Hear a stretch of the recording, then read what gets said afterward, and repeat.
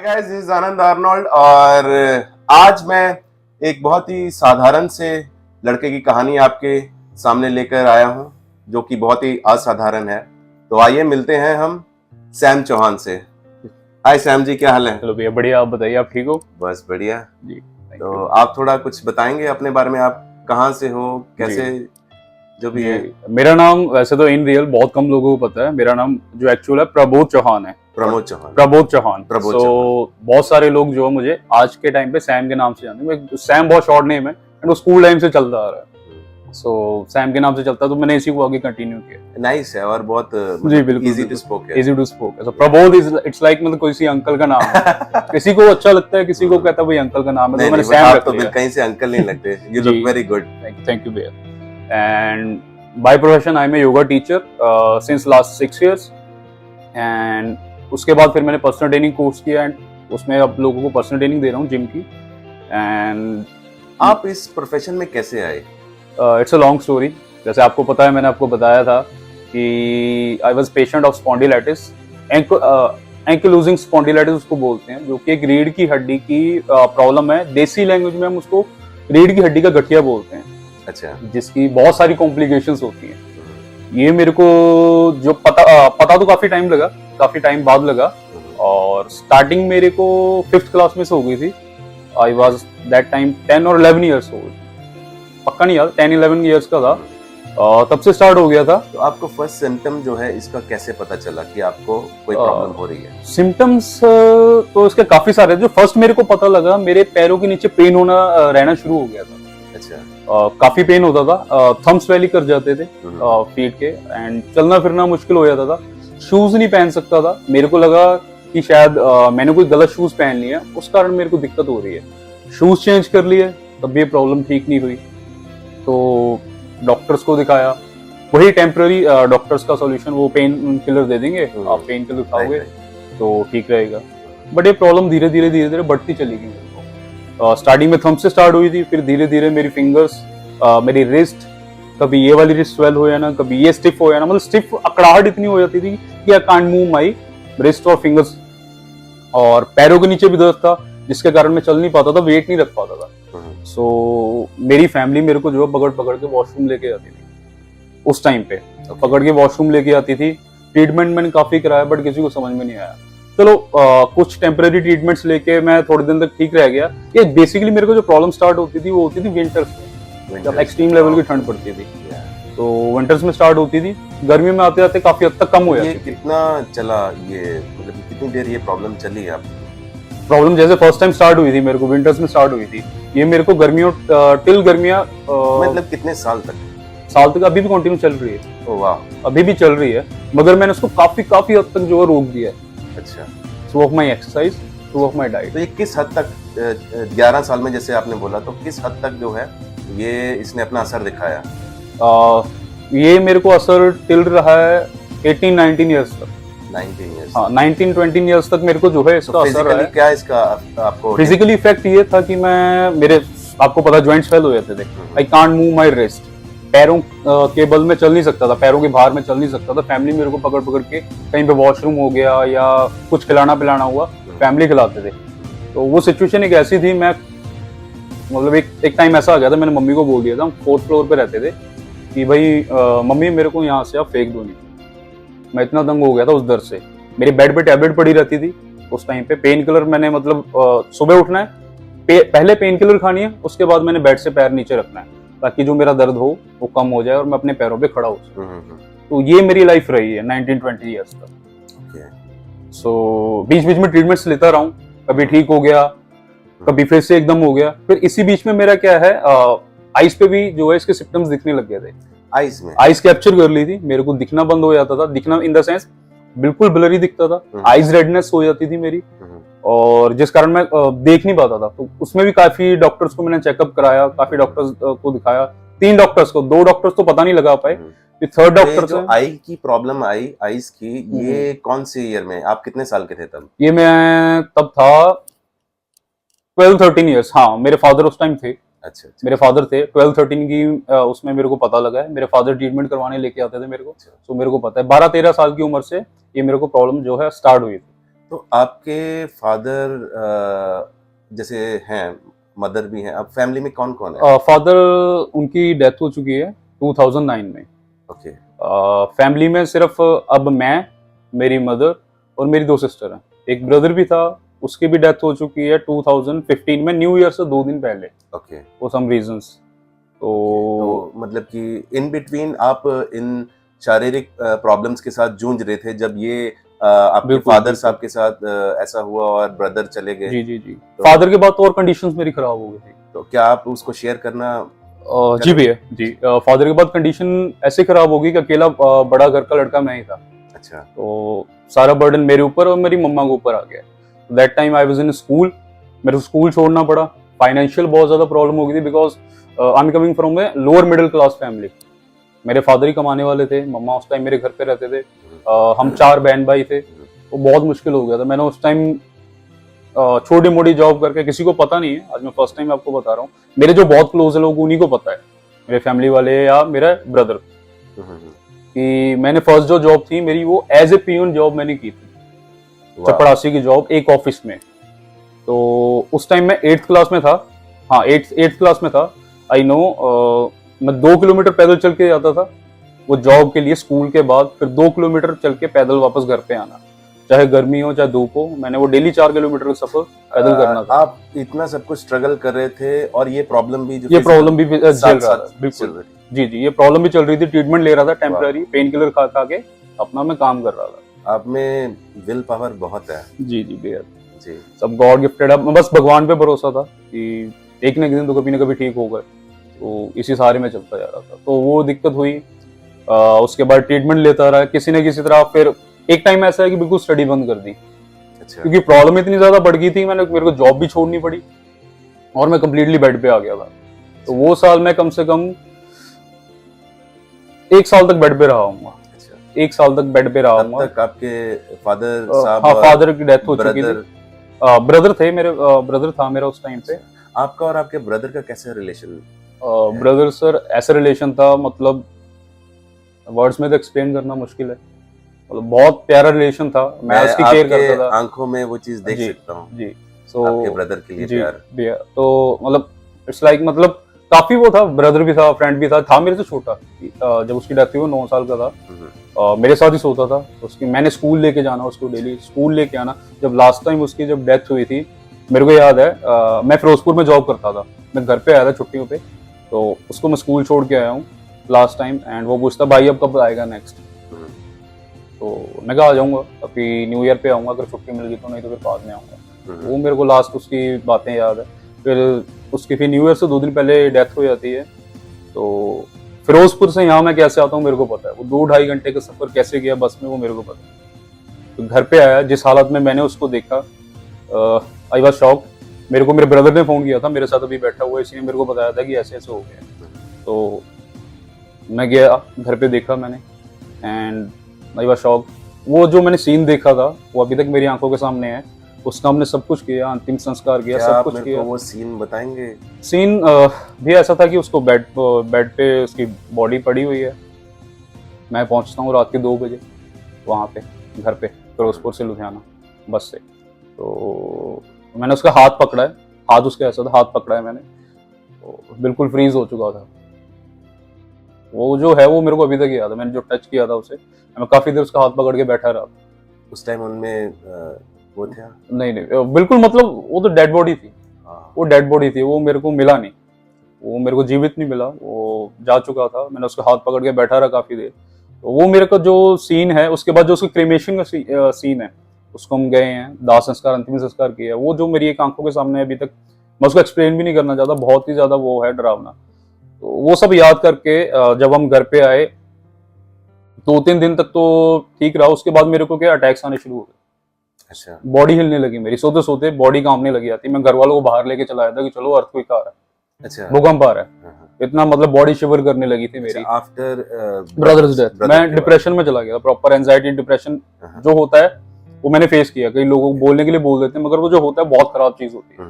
Body हिलने लगी आती थी, शिवर करता था मैं, बहुत बुरा हाल था, मैं एक्सप्लेन नहीं कर सकता। और उस टाइम में मेरे को फिर से जो है बैक की प्रॉब्लम शुरू होगी। मेरे हिप में से पेन जो है स्टार्ट हो गई। हिप की पेन सीधी लेग में जाती थी मेरे, एंड इतनी पेन थी कि मैं लेग मूव नहीं कर सकता था। एक जगह पे है तो ठीक है, अगर वो हिलाता हूँ तो इतना दर्द होता था जैसे बोन फ्रैक्चर हो गया। आफ्टर ब्रदर जो है वो फिजिकली प्रॉब्लम जो आपने ओवरकम किया था वो दोबारा शुरू हो गई विद डिप्रेशन। विद डिप्रेशन, क्योंकि मैं कंप्लीट बेड पे आ गया था, करने के लिए कुछ था नहीं। जॉब छोड़ के मैं घर पे आ गया था, फैमिली अकेली थी, कुछ था नहीं, मैं घर पे आ गया। एंड वो सब जो टाइम था बहुत मुश्किल टाइम था, तो बेड पे आ गया कंप्लीट। मेरे को सेम प्रॉब्लम फिर से शुरू हो गई, तो वो दौरान भी मैं 1.5 साल जो है कंप्लीट घर पे रहा हूँ प्रॉपर। अच्छा, मेडिकेशन में लेता रहा हूँ, डॉक्टर से कहीं से लेता रहा हूँ। उस दौरान मेरी आइज की भी प्रॉब्लम फिर से शुरू हो गई। एक तो पेन था, फिर आइज की प्रॉब्लम, सारी प्रॉब्लम एक साथ में आ गई। मेंटली तो मैं परेशान था ही, फिर डॉक्टर्स को। इतनी सारी परेशानियों के बावजूद आपने उसके ऊपर ओवरकम कैसे किया? ओवरकम, इसके पीछे भी एक स्टोरी है। जैसे मेरे को आइज की प्रॉब्लम शुरू हो गई, मैं डॉक्टर के पास गया, उन्होंने रेकमेंड किया कि आप एक टेस्ट करवा के आओ, HLA-B27, जो कि एक जीन टेस्ट है। अगर वो पॉजिटिव आता है, it's mean you are a spondylitis patient, आपको स्पॉन्डिलाइटिस की या गठिया की दिक्कत है। वो मैंने कराया, वो मेरे को पता लगा कि भाई हाँ मेरे को ये प्रॉब्लम है। मैंने उसकी मेडिसिन लेनी शुरू करी, टेम्पररी में आया, पैरों पे खड़ा हो गया। एंड उसी दौरान मैं किसी एक डॉक्टर से भी मिला था, जिन्होंने मेरे को पॉइंट्स प्रेस करके, एक्यूपंक्चर जिसको बोलते हैं, वो ट्रीटमेंट लिया मैंने। उन्होंने मेरे को पैरों पे खड़ा कर दिया, तो मैं पैरों पे खड़ा हो गया, दवाइयाँ काफी हद तक कम हो गई। फिर मैंने जॉब ढूंढनी शुरू करी। इस दौरान मेरा ब्रदर है, मैं इससे मिला है, इसने मेरी काफी हेल्प की है, बहुत हेल्प की है शुरू से। He is like my real brother, काफी हेल्प की है। सो इसने मेरे को, जिम में काम करता था उस time, trainer, as a trainer. वहाँ पे जिम में एक भैया आते थे जिनका नाम है Rajesh Kumar. He is a yoga गुरु, योगा आचार्य। तो इसने मेरे को उनसे मिलवाया, मैं उनसे मिला हूँ। वो कहते बेटा पहले अपनी प्रॉब्लम ठीक कर, जो तेरे को है, काम तेरे को मैं दे दूंगा, क्लासेस में दे दूंगा, पहले तो योगा सीख। मैंने उनसे योगा सीखना शुरू किया, योगा सीखा। फिर उन्होंने मेरे को धीरे धीरे काम दिया, फाइनेंशियल में स्टेबल हो गया, थोड़ा थोड़ा अपने पैरों पे स्टेबल हो गया। मैं खुद योग करता था, लोगों को करवाता था। फिर जैसे मेरे पास पैसे आए थोड़ा बहुत, मेरे को था कि शुरू से मैंने फिजिक बनानी है, बॉडी बिल्डर टाइप। वैसे है मैं योगा टीचर आपने देखे होंगे, बहुत स्लिम ट्रिम फ्लेक्सिबल होते हैं, बट मेरा वो भी था और मैंने बॉडी बिल्डर टाइप फिजिक भी बनाना था, मतलब अच्छा दिखना था मेरे को, मतलब मसल्स वगैरह बनाने से। फिर मैंने धीरे धीरे जिम करना शुरू किया। बस जब से मैंने जिम करना शुरू किया तब से लेके आज तक मैं रुका नहीं हूँ। वो टाइम था 2017 का। आज भी आप जिम कंटिन्यू रखते हैं? जी, कंटिन्यू कर रहा हूँ, और उस वजह से मेरी प्रॉब्लम जो है इतनी काफी हद तक कम हो गई। बैक में तो मेरे को पूरी दोबारा इशू आया ही नहीं है। हाँ, जो छोटे मोटे इशू हैं मेरी आई से रिलेटेड या किसी जॉइंट में स्वेलिंग हो है ना, वो आज भी मैंने देखा आपको जिम में, आप बहुत हेवी वेट करते हैं। जी भैया, बिल्कुल। मैं आई वाज डूइंग 120 और 100 kg deadlift. Oh wow. Near of 110 squats. Leg press कितना आप कर लेते हैं? लेग प्रेस में चला जाता हूँ 250 तक। वाओ। प्रॉपर अच्छी पोजीशन के साथ, 250 किलो प्रॉपर टेक्निक के साथ। तो बैक में तो मेरे को कभी आज तक कोई इशू आया नहीं है। रीजन इज मैंने अपने आप को फिट रखा है। अपना जो मैंने क्या कहते हैं डाइट है प्रॉपर। एक इसमें ये भी है, जो मेरे को प्रॉब्लम है उसमें डाइट का बहुत अहम रोल है। आपकी डाइट और आपकी एक्सरसाइज, यही आपकी मेडिसिन है। अदरवाइज आपका कोई प्रॉपर इसका मेडिकेशन है, मगर इट वाज टू कॉस्टली, मेरे लिए अफोर्डेबल नहीं था। मेरे को डॉक्टर ने बोला था आपका 30 से 40 हजार रुपए का मंथली खर्चा हुआ अगर आपने इसका ट्रीटमेंट कराना है तो। 30 से 40 हजार मंथली आपकी जो फिजिकली प्रॉब्लम थी जी, उस पे खर्चा आना था। वो भी 3 साल तक चलना था। 3 साल तक वो ट्रीटमेंट। बट जब आपने जिम ज्वाइन किया तो आपको किसी मेडिसिन की जरूरत नहीं पड़ी? नहीं भैया, किसी मेडिसिन की, और योगा ने और जिम ने मेरे को बहुत सपोर्ट किया। प्लस मैं स्पिरिचुअल वे पे आ गया था। ब्रदर के टाइम मैंने क्या हुआ था, बिल्कुल नेगेटिव माइंड हो गया था कि सब भगवानों को पूजना छोड़ दिया था, ना मंदिर जाना ना कुछ, मम्मी वगैरह किसी ने जाना तो मैं नहीं जाया करता था। मैं बाहर रहता था कि आप जाओ मैं नहीं जाऊंगा। इतना ज्यादा मतलब मेंटली में वो हो गया था, भगवान से भी दूर हो गया था और बाकी सबसे चीज से दूर हो गया था।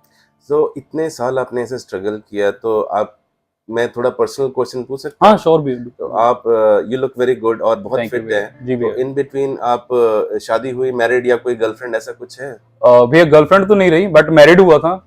2020 में शादी हुई थी 27 फेब की। अच्छा। नेक्स्ट मंथ फिर लॉकडाउन लग गया। अच्छा। घर में फंस गए। तो मैरिड लाइफ भी मेरी कुछ खास अच्छी नहीं चली, काफी सारी उसमें भी कॉम्प्लिकेशंस आई, उनकी तरफ से मेरी तरफ से। क्या आप शेयर करना चाहेंगे कि क्या आपको मुश्किलें आई आपकी शादी में जो कि अभी आप साथ में हो उनके नहीं? नहीं, अभी हम we are separate from last Okay. 2.5 year, हम अलग अलग हैं। तो क्या ऐसी प्रॉब्लम हुई कि आपको सेपरेट होना पड़ा? सेपरेट बस एक एक तो जब हमारी शादी हुई थी, शादी से पहले काफी सारी कॉम्प्लिकेशंस प्रॉब्लम्स फैमिली के बीच में थी। अच्छा। फिर भी हमने आपस में अंडरस्टैंडिंग रख के शादी करी एंड उन्होंने प्रॉमिस किया कि भी आगे के बाद ऐसा कुछ नहीं होगा। ये लव मैरिज थी, अरेंज थी? अरेंज मैरिज, बट हमने टाइम पीरियड लिया था 8 to 9 मंथ्स का एक दूसरे को समझने का। तो उस टाइम वो प्यार व्यार हो ही जाता है। अच्छा, आज के टाइम में अगर बोलते हैं प्यार हो जाता है, तो 8-9 महीने हमको टाइम लगा था समझने के लिए। फिर काफी सारी कॉम्प्लिकेशंस हुई थी, शादी से 1 महीने पहले हमारी शादी टूटने वाली थी। फिर हमने आपस में बात की, उसने और मैंने। उसने मेरे को प्रॉमिस किया कि आगे के बाद ऐसा कुछ नहीं होगा एंड बिल्कुल ठीक रहेगा। तो हमने शादी की उसके बाद लॉकडाउन लग गया। लॉकडाउन में फिर फाइनेंशियली पता ही आपको, हर कोई अनस्टेबल हो गया। तो अनस्टेबल पूरी दुनिया, ठीक है, पूरी दुनिया अनस्टेबल हो गई थी, सब कुछ वो हुआ था। फिर भी जब लॉकडाउन खुलता था, मैं उस टाइम योगा क्लासेस लेता था, काम पे जाता था, काम करता था। फिर कुछ ऐसा होना शुरू हुआ कि वो मेरी फैमिली में रहना नहीं चाहती थी। अच्छा। उसको भी प्रॉब्लम थोड़ी बहुत डायग्नोस हुई थी, जो कि उन्होंने मेरे से हाइड की थी। उसको ट्यूबरक्लोसिस हुआ था। ट्यूबरक्लोसिस इन द सेंस पेट की टीबी, जो कि उन्होंने मतलब शादी के टाइम आपको नहीं पता था, मेरे को नहीं पता था, मगर ये शादी से पहले की उनकी दिक्कत चली आ रही थी। तो उन्होंने छुपाया था, उनको भी काफी परेशानी हुई। उन्होंने ये अगर आपसे चीज छुपाई, आपको उसकी ये प्रॉब्लम से, एक कमी से आपको कभी प्रॉब्लम हुआ कुछ? मेरे को प्रॉब्लम कभी नहीं हुआ। या आपका प्यार कभी कम हुआ? नहीं, इस चीज के लिए कभी नहीं। उल्टा जब ये सब होने लगा था, फैमिली और उसके बीच में मिसअंडरस्टैंडिंग होने लगी थी, लड़ाई होने लगी थी, लड़ाई इन द वर्बल, ओके, वैसे होने लगी थी। तो उसने मेरे को फोर्स किया भी कि आप मेरे को यहाँ पे नहीं रहना, आप मेरे साथ अलग चलो। फिर काफी सोचने के बाद मैं उसके साथ अलग गया। मैं रेंट पे भी रहा हूँ, पीजी पे भी रहा हूँ। पीजी में रहा, उस टाइम भी बहुत हार्ड टाइम देखा मैंने। वही फाइनेंशियल, क्योंकि अकेला करने वाला मैं था, वहाँ पे फैमिली का सपोर्ट था, यहाँ पे मैंने अकेले करना है।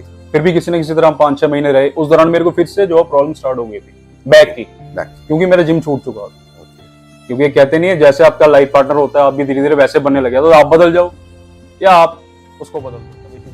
इन बिटवीन मेरी मम्मी को भी इशू हो गया था। मेरी फैमिली ने नहीं बताया, मेरे को बाहर से सुनने को मिला था कि मम्मी मेरे हार्ट पेशेंट है, उनको भी प्रॉब्लम हो गई थी। उनको सिस्टर्स डॉक्टर पे लेकर गई थी। तो as a son I feel very shameful कि भाई मैं बेटा होके उनकी हेल्प नहीं कर पाया और इतना दूर रह रहा हूँ, और मेरी माँ को इतनी दिक्कत हो गई। 10 दिन बाद जैसे हम घर पे आए आज, 10 दिन बाद वो कहती है कि मेरा जॉब इंटरव्यू है, मैंने जाना है। तो चलो ठीक है, कहते आप साथ में चलो, मैं उसको लेके जाता हूँ। तो शी सेड कि मेरे को घर पे भी जाना है, अपने वहाँ पे जाना है, मम्मी पापा घर, मेरे कुछ डॉक्यूमेंट्स हैं वो लेने हैं। अच्छा। मैं उधर लेके जाता हूँ। एंड उस टाइम पे अपने घर पे अपनी मम्मी के साथ जाके वो बोलती है सामने कि भैया मैं दोबारा तो आपके साथ वापस नहीं जाऊंगी, अगर आपको मेरे को आप दोबारा लेना है, मतलब साथ में रखना है या मेरे साथ रहना है, आप दोबारा से या तो रेंट पे चले जाओ या अपना घर बाय करो। मतलब एक सीन ऐसा हुआ जिसमें मेरी मम्मी को चोट लगी। तो आप बताएंगे कि वो क्या हुआ था? सीन ऐसे था कि वाइफ घर छोड़ के जाती है नियर ऑफ अप्रैल, मई जून में उसको पता नहीं अचानक से याद आता है कि मैंने वापस अपने घर जाना है। वो एक दिन बिना बताए हमारे घर पे आ जाती है, बिना बताए, ना मेरे को फोन किया ना किसी को किया। मम्मा मैं गेट खोलता हूँ, मैंने बताया कि मम्मा ऐसे ऐसे वो आई है। मम्मी कहते हैं कि उसको बोल अकेले मत आ, अपनी फैमिली को लेके हम फैमिली बैठ के बात करेंगे, फिर उसके बाद देखेंगे। तो इतने में उनके ब्रदर आते हैं, वो किक करते हैं गेट पे। अच्छा। किक करते हैं, वो गेट लगता है मम्मी के सर पे। बहुत मोटा गेट था, बहुत मतलब समझ सकता हूँ कि अगर माँ को एक सुई भी चुभ जाए तो एक बेटे को कितनी तकलीफ। उस टाइम मैंने अपने आप को इतना कंट्रोल किया, वो गेट लगा मम्मी के सर पे, मम्मी गिरे नीचे, मम्मी बेहोश। मैं बहुत ज्यादा डर गया एंड वो फेल डाउन बेहोश। सब लोग खड़े हुए देख रहे हैं, मैं और मेरी सिस्टर्स काफी डर गए। हमने फिर क्या किया, मैंने मम्मी को उठाया, उठा के मैंने किसी न किसी तरह बेड पे डाला। एंड वो जो सीन है मेरे को अभी भी याद है। बेड पे डाला, मैंने पुलिस को फोन कर लिया। फिर उसके बाद पुलिस आती है, वो अपनी पुलिस वालों को बुला लेते हैं। And actually he is worker from एक बहुत रेप्यूटेड पार्टी है, मैं नाम नहीं लेना चाहूंगा, उसके वर्कर, बस वो उसकी दोस्त जमाते हैं, पॉलिटिशियन। हाँ, उसकी दोस्त जताते हैं कि मैं ये कर दूंगा वो कर दूंगा। तो वो अपने पुलिस वाले बुला लेते हैं, मैं अपने पुलिस वाले बुला लेता हूँ। वो क्या करते हैं, हमारे पुलिस वालों को भेज देते हैं, हमको फिर थाने में लेके जाते हैं। अच्छा। एंड फिर थाने में जाके जो वो होता है, उन्होंने हमारे साथ इतनी बदतमीजी करी, इतनी इंसल्ट करी, इतना वो सब कुछ किया। अगेन फिर से मेरा वो क्या 1 महीने तक मैं उस ट्रॉमा में रहता हूँ। जिम भी छोड़ दिया 30 जिम दिनों? छूट, हाँ वो इंसिडेंट क्या था, जब हम पीजी में गए थे, हाँ। मेरा प्रॉपर जिम छूटा था, हम घर पे आए तभी मेरा जिम छूटा हुआ था, अच्छा, मैं कुछ नहीं कर रहा था। ओके। तो इंसिडेंट जब हुआ 1-1.5 महीने तक मैं बहुत तंग रहा। हम्म, फिर मेरे को उस टाइम फाइनेंशियल भी प्रॉब्लम थी, फिर मैं आपके जिम में आया हाँ। उस टाइम पे, एंड मैंने वर्कआउट करना स्टार्ट किया, देन I'm again okay। तो उस टाइम मेरा वेट जो था हाँ, वो खा खा के जंक फूड 86 हो गया था, oh my God, 86, हाँ। जबकि मेरे हाइट के अकॉर्डिंग मेरा वेट चाहिए 70। आई एम 16 kg ओवरवेट, ये था मैंने उस दौरान। तो आपकी लाइफ में इतना सब कुछ हुआ, जी तो मतलब कि मैं पूछना चाहूंगा कि क्या ऐसी ताकत थी कि जो अभी तक मैं आपको जिम में देखता हूँ and you are doing great, जी और मैं देखता हूँ कि यार इतना सब कुछ होने के बावजूद भी जो है आपने इतना अच्छे से कम बैक किया और इतने फिट हो, एंड इट्स अमेजिंग रियली। भैया सबसे पहले आपको चाहिए पॉजिटिव माइंड। वो मैंने अपने जो भी मेरी लाइफ में हुआ है उन सबको जब मैंने देखा, फ्लैशबैक किया, और जो मेरी आज सिचुएशन है वो मैंने देखा कि आपकी लाइफ में जो भी होता है, डजंट मैटर आपके साथ अच्छा हो रहा हो या बुरा हो रहा हो, एट द एंड भगवान आपके लिए वो अच्छा ही करता है किसी न किसी वे से, ठीक है। दूसरा मेरा spiritual, I am a Shiv bhakt, मैं महादेव को बहुत मानता हूँ, उन्होंने मेरी बहुत हेल्प की है। एज ए महादेव योगा गुरु है वो, उन्हीं के साथ मैं जुड़ा हुआ हूँ, उन्हीं के दिए हुए कार्य योगा में आगे प्रोवाइड कर रहा हूँ। तो मैं कोशिश करता हूँ कि मैं भी पॉजिटिव रहूँ और मेरे क्लाइंट्स हैं मैं उनको भी पॉजिटिवनेस जो प्रोवाइड कर रहा हूँ। आपके गोल्स क्या हैं? आपके आने वाले क्या आप क्या करना चाह रहे हो? आने वाले गोल्स सोचा तो बहुत कुछ है, मगर वही है ना कि हम तो सिर्फ कोशिश कर सकते हैं, एज ए इंसान, करना ना करना भगवान के ऊपर, ये तो है, ऊपर वाले के ऊपर है, हम तो सिर्फ कोशिश कर सकते हैं। इन फ्यूचर मैंने अपना खुद का स्टूडियो खोलने का सोचा, या तो जिम ओपन करूंगा या स्टूडियो ओपन करूंगा, योगा स्टूडियो। जी, आपसे बातचीत करके, आपकी स्टोरी सुन के बहुत ही अच्छा लगा, Thank you, और मैं आपको अपनी तरफ से कुछ गिफ्ट देना चाहूंगा। थैंक यू सो मच भैया। ये है मसल गैराज न्यूट्रिशन है, ओके, बहुत अच्छी कंपनी है, जेन्युइन सप्लीमेंट है, जी जी जी, आप इसको खाइए जी। और बॉडी बनाइए। थैंक यू सो मच भैया, थैंक यू, ये थैंक यू सो मच भैया। एंड ये है मल्टीविटामिन्स, ये है EAA। Okay, thank you so much भैया। अरे कोई बात नहीं, थैंक यू। एंड हमारे विशेष जो हैं आपके साथ रहेंगी। जी जी भैया। और आप कुछ मैसेज हमारे व्यूअर्स को देना चाहेंगे? कि जो भी आपकी लाइफ में भी प्रॉब्लम्स हैं, दे ऑल आर टेम्पररी। वो आपकी लाइफ में आना जाना लगा रहता है, सुख का भी और दुख का भी। मैटर क्या करता है कि आप कितने पॉजिटिव हो, हर चीज़ को आप पॉजिटिव वे में लो, बस मैं यही कहना चाहूँगा। And because of fitness and spiritual way आप जो है इन सब चीज़ों से, डिप्रेशन से, एंजाइटी से बाहर निकल सकते हैं, जो मैंने फील किया है। सो मैं बस यही कहना चाहूँगा। तो बहुत ही इंस्पायरिंग स्टोरी थी मिस्टर सैम चौहान की, और मुझे इनसे मिलके, सच में आपसे मिलके बहुत अच्छा थैंक यू लगा। सो मच भैया, मेरे को भी। आई होप कि आपने बहुत कुछ सीखा होगा इनकी स्टोरी से। सो मैं अगली वीडियो जो है वो भी बहुत जल्द लेकर आऊँगा, मे बी शायद आप भी हो सकते हो उस वीडियो में। तो आप इस स्टोरी को देखिए, अपनी ज़िंदगी में अगर आपकी कोई प्रॉब्लम चल रही है उसमें परिवर्तन कीजिए। और thank you so much. Thank you भैया, थैंक यू सो मच, आपसे मेरे को मौका देने के लिए thank you so ji much. नहीं, ये तो एक्चुअली ये मेरा इनिशिएटिव है जी, जी। कि जैसे आप हैं, आपके जैसे करोड़ों लोग और भी हैं, बिल्कुल भैया, बिल्कुल। उनको जो है हम एक प्लेटफॉर्म देंगे, जी जी जी। और आम इंसान को जो है प्रमोट करेंगे। नहीं, बहुत अच्छा इनिशिएटिव है भैया, भगवान आपको इसमें बहुत आगे बढ़ाए। Thank you so thank you much. So much भैया, थैंक यू। ओके, जय Hind. This video is sponsored by Muscle Garage Nutrition and Unicore Apparel.